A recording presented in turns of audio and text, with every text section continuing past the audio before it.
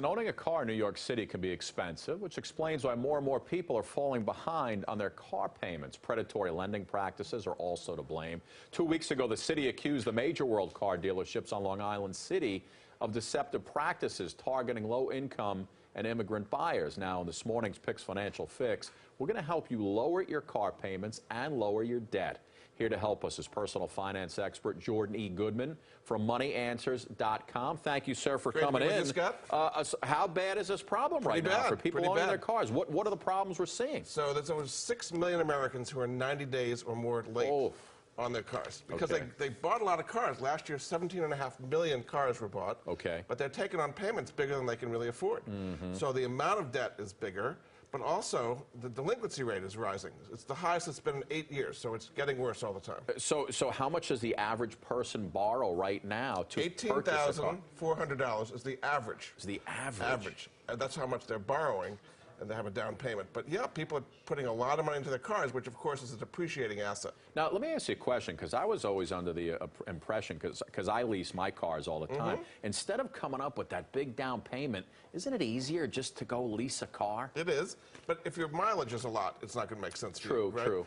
Typically like 15,000 miles a year, so if your mileage is over that, it's not going to make sense to lease. But you're right, if your mileage is relatively short, it makes a lot of sense to lease. Now, you talk about, you hear a lot about subprime car loans. Is that similar to a subprime mortgage? It is. So what happens is people with not great credit are getting cars where in the past they couldn't.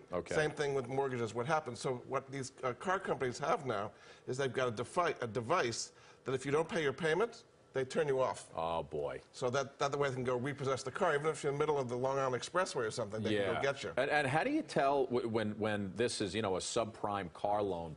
How can you tell it's becoming a problem? Well, the interest rate's very high.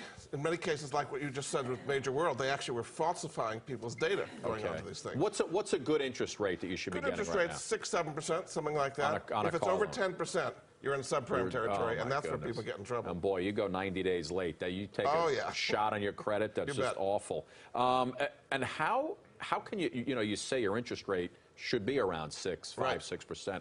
How can you lower that when you're out shopping for a car? And can you lower it if you're already locked into one? Yes, you can. You can refinance your car loans, which the car dealer is never going to tell you about. So there's a website, actually, myloangen.com, G-E-N, myloangen.com.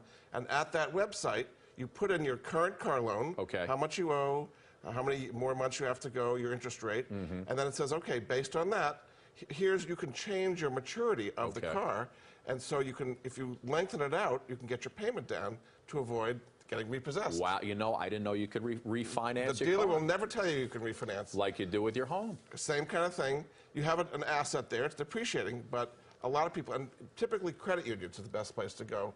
And at that website, myloangen.com, there's a whole bunch of different credit unions that can get you a better deal. All right, so listen, bottom line before we let you go, when it comes down to it, do you recommend leasing or buying? Leasing, if your mileage is under 15,000 a year, and if you use it for business, you can have that as a deduction.